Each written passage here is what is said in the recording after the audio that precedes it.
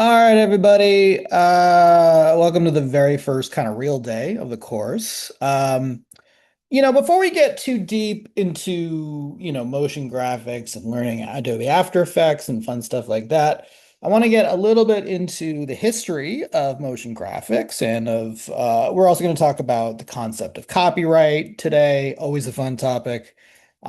Important, but not always, the most fun. But anyway, let's start with a little history. Okay.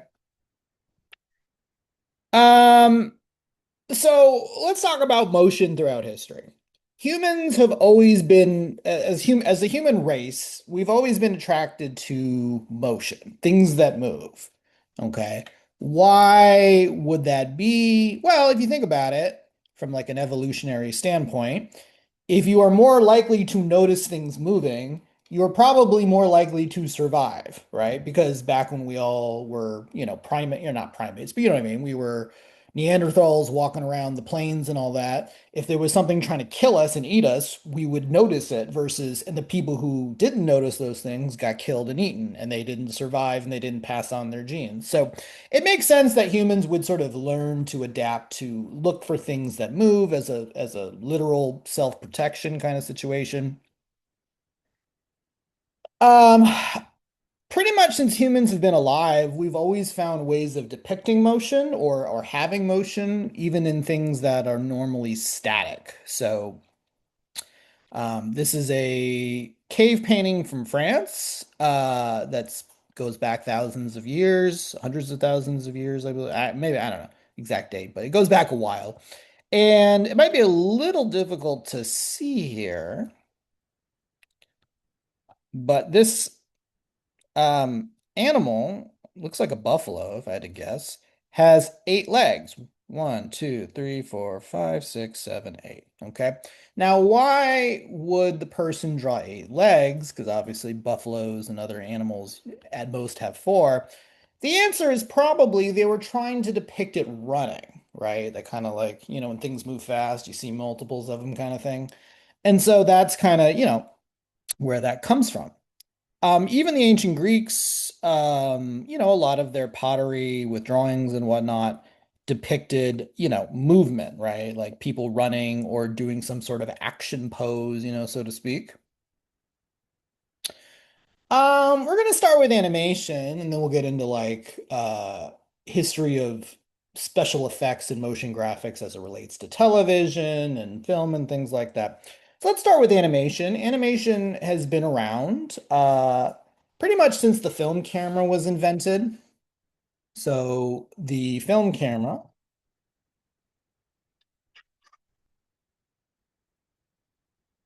I always forget the year. I'm literally looking it up. 1888, that sounds about right. Okay. So 1888, the film cameras, and when I say film, I mean video camera, not like the actual cameras have been around earlier than that. But, pretty much since humans have been around, it's pretty much since the camera's been around in 1888, go forward about 15 years, that's when you start to get animation. Early animation was even done by using a video camera, people drawing on chalkboards, stopping the camera, and then, starting the camera, drawing again, and that sort of thing. So it goes back, people literally using very crude methods of animation.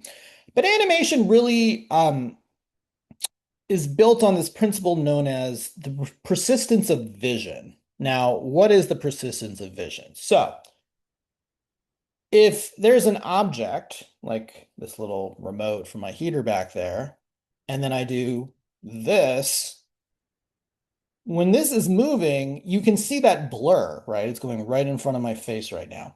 That is the camera and also your eyes. It works even if you're not looking through a camera. You can, if you want to see it in real life, take your hand in front of your face and do this, and you will see the blur marks. That is your eye trying to lock on to something or retain it even after it disappears. Okay. That's where that sort of motion drag comes from. Okay. Well, what actually happens is if you can bombard the human eye with enough drawings that are related, as the human eye tries to hold on to each drawing, the persistence of vision, if you have enough in sequential order that are related to each other that seem like they're connected, you can actually trick the human eye into believing that something, a drawing is a moving character in the same way that you would perceive an animal or a human in real life. Remember that everything in life is based on our comparison to other things. So you and I are used to seeing other humans or other animals like dogs or cats or birds move, right? So if you can see a drawing move in a similar way over a progression of drawings, it can trick, your eye kind of goes, oh, I've seen this before. I've seen this with, a dog walking down the street or whatever it was. And it kind of goes, oh, and it kind of relates it to that. So throughout history, there's always, been devices that try to come up with rudimentary motion or animation. I call them parlor tricks. It's something that like rich people used to have in their, it's kind of like, before there was television and game systems, this was like the thing you would do to like impress people. It was like the cool invention of the time. It was the iPhone of the 17th century, the 18th century. To have these little devices that you're like, oh, look at this. So one is called the magic lantern. The magic lantern is this, basically, it's kind of a rudimentary projector where you literally have a lantern. You would have pieces of glass that were painted on with a light shining through them, essentially, that would project the image onto a wall. And you can see here that it would like move between the different drawings. So it wasn't just one drawing, it was multiple drawings. Okay. Another thing is also called the thermoscope. I think I have an example of this. This is typically where you might have seen this in like a children's museum or a science museum where it's like you have a drawing, you have like a coin essentially with two sides. So there's like a cage here and a bird here. And if you flip it really quickly, the human eye thinks that they're on top of each other. Here's an example of this. Usually it's like I've seen this, usually it's like with a cage and a bird. So there's like a cage on one side, a bird on the other. And when you flip them really quickly, your eye kind of sees it as they are, one solid drawing.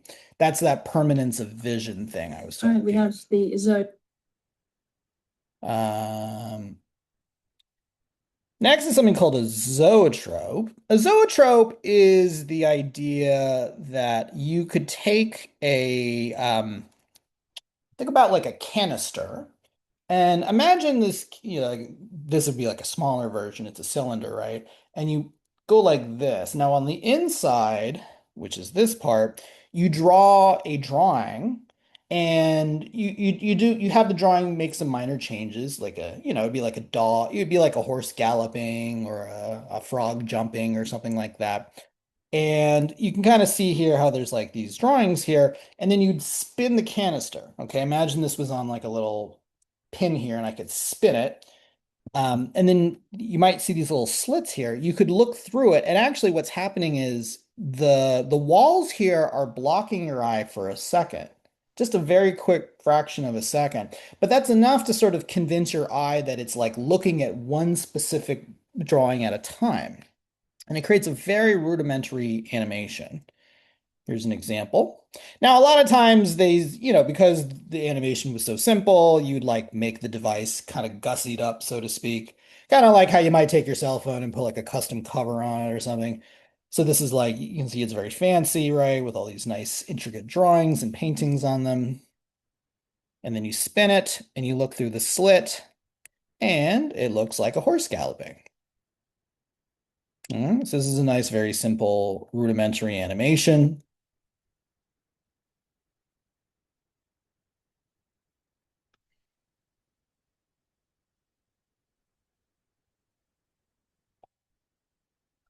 I guess this is an example of a magic lantern with the sort of drawings on the slides.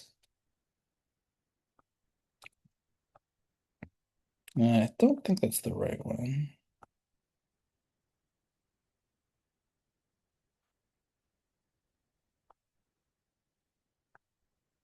So you can see how I think these are slides that they're projecting the light through.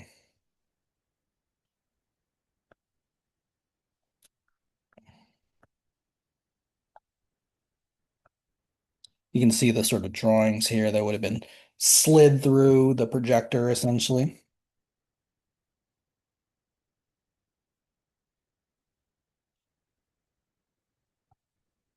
This is called a cinematoscope, which is kind of like a precursor.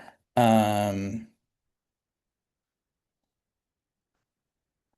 I think with this, basically, you would have film and you'd have all the drawings along the film, and you'd use this crank to basically pull the film through. And so you would kind of look through the top and it would sort of show you one drawing at a time, depending on how fast you crank. So it was kind of like it was basically like it was basically like a more mechanical version of a flip book, if that makes sense. Like imagine you had a flip book that could like flip the pages for you rather than you using your finger. That's essentially what this CinemaScope kind of does, where it's like it can kind of show you very basic, kind of roll through the film there, as you can kind of see.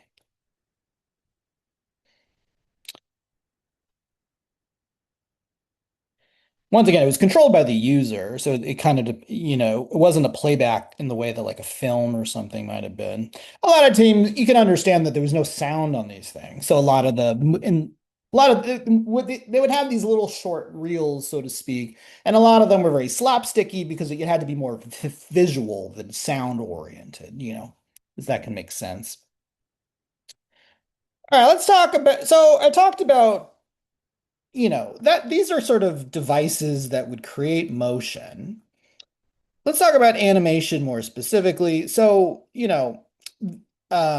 people have always enjoyed cartoons. Lots of newspapers, in the late 1800s had cartoons. A lot of them were political cartoons, but they also had cartoons like actually the original Popeye started as a newspaper cartoon, like a daily strip. Crazy Cat and some other ones like that. Um, Animation was sort of a way to make them quote unquote come to life. One of the very first animations was called Phantasmagorie, which was done in France in 1908.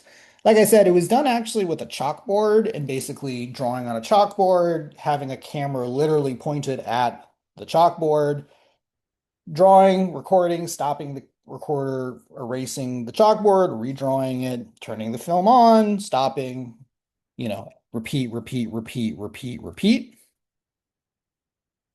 So I'm not going to show you all of this. I recommend you go to the links I have here and watch more of these in your own time. But you can see this was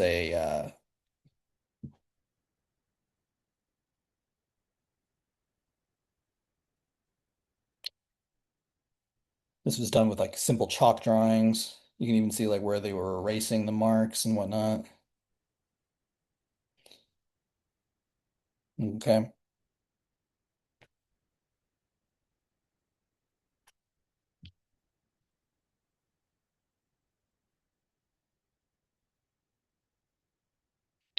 So that was Phantasmagoria, one of the very first films or recognizable characters. These days we would call it IP or intellectual property, but was actually Felix the Cat. Felix the Cat was a cartoon or, it was a newspaper comic first, and then they were like, hey, here's this new thing called cartoons or animation, and they decided to make it into an actual animation.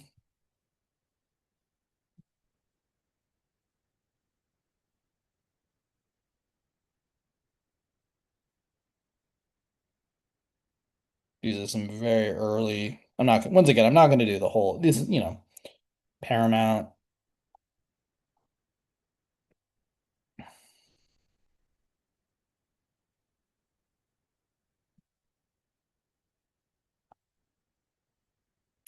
some very early animation in 1919.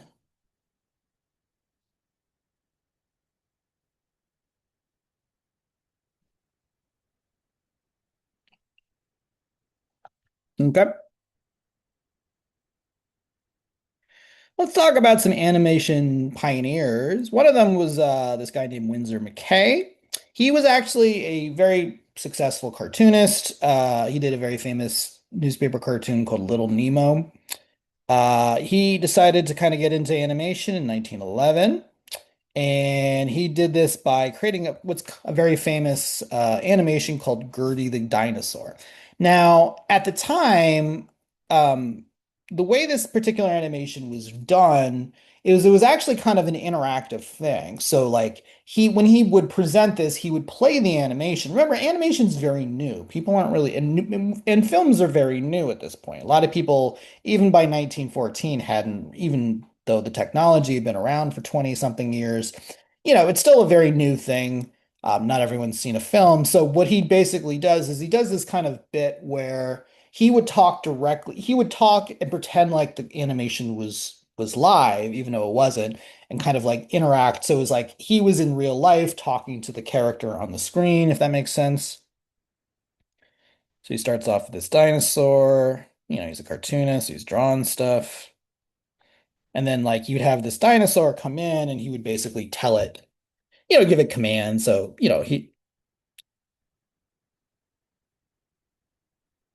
so Gertie's kind of eating the. So he animated it like dancing, and he would be like, Gertie, lift your right foot, lift your left. So he's like giving it commands, like it's really like a real thing.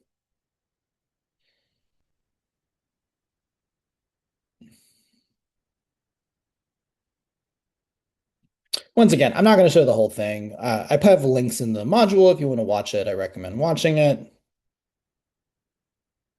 There you go. It's raise your right foot. So, the story is not particularly super interesting, but it was a lot about getting people kind of used to the idea and pretending, getting people kind of used to the idea of animation.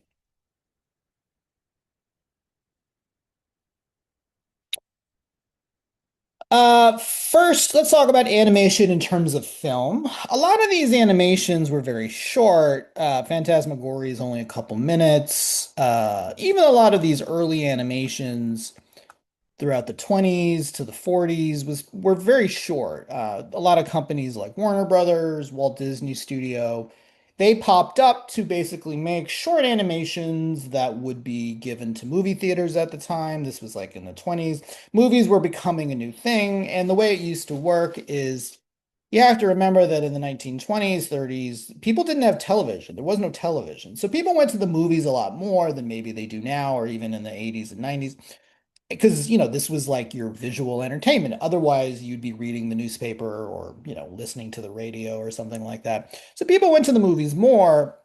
You would see a film, like kind of the way we would now, but before the film, nowadays it's all commercials and trailers. But back then, you would have seen a couple of you would have seen a couple of cartoons. There probably would have been like a newsreel that kind of went over what top news was going on. Because once again, there's no television, so this is how people are getting their news, that kind of stuff. So, though when Disney and Warner Brothers were creating these short, have you ever seen like an old, Bugs Bunny cartoon? They're about like 5 to 7 minutes, and that was pretty standard. People hadn't really done a feature length film yet. Feature length in this case is being defined as 45 minutes or longer. The first feature-length animation was done in Argentina by name. Unfortunately, there are no surviving copies of it. The second one ever done was a story called Prince Ahmed, done by a German artist named Lot Ringer, 1926. Oops,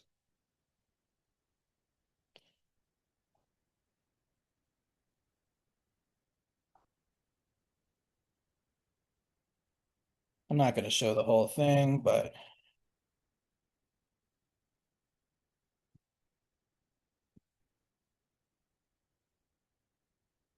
it was basically sort of a stop. I'm not going to, this is just kind of a clip of it.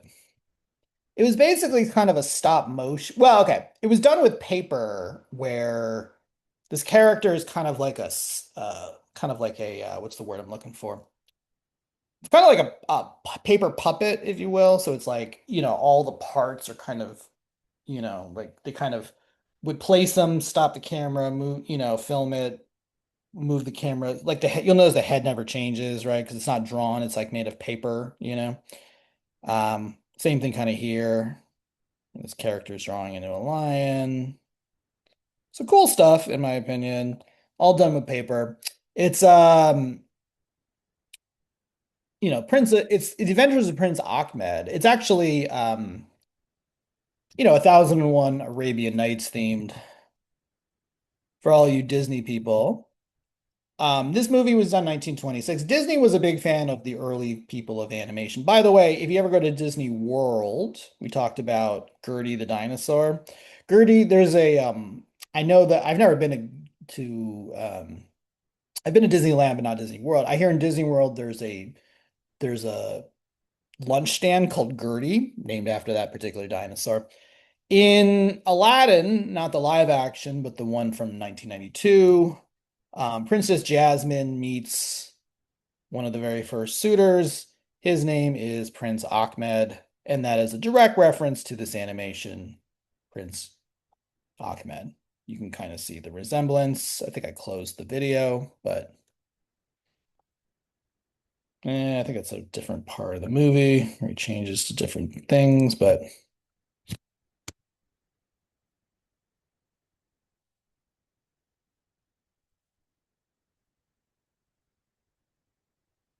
this is Prince Ahmed, I believe.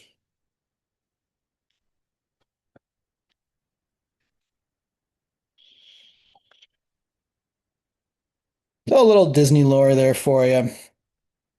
Um, the first animated film in America would have been Snow White, 1943, done by Walt Disney. It did well, probably not as well as Disney will tell you it did.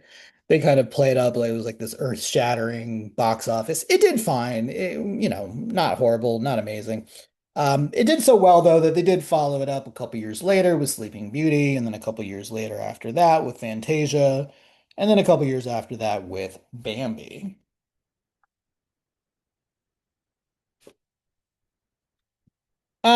One thing about motion is the way that technology kind of evolved. So we talked a little bit about, these like devices to record motion or a playback motion like a zoetrope or you know, a magic lantern. And then we get we get actual animation recorded on the film being played back on a projector in a movie theater. Well, technology kind of continues and animation goes along with it.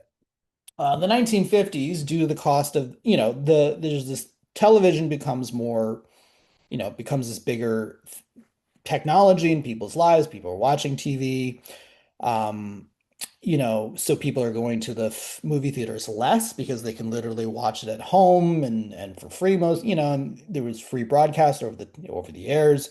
So, animation kind of moves with it. In the 1960s, we get the first animated TV show. Okay, so we had short animations that were done for theater, for before a movie. Then we actually had animated movies, and now we have animation that's specifically for TV. The very first one was The Flintstones, is 1960. It did very well. Um, it was done by two guys, Hanna and Barbera, who did Hanna-Barbera animations, which for people like me, I grew up on their stuff. They're probably a little less more. Is it Joseph Barbera?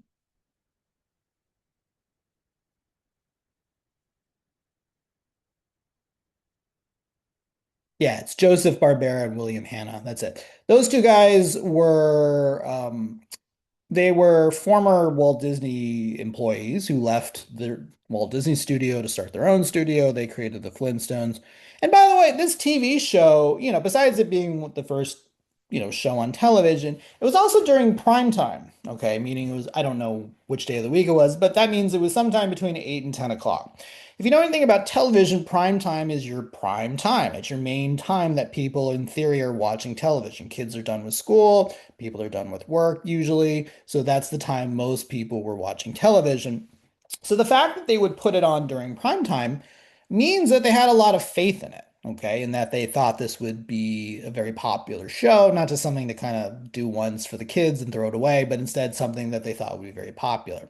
And its popularity led to eventually other shows being in primetime slots, including The Simpsons, Family Guy, other things like that. Okay? So here are some of the references if you want to see any of those. All right, in the next video, I'm going to talk about the uses of motion in film and in television. Okay.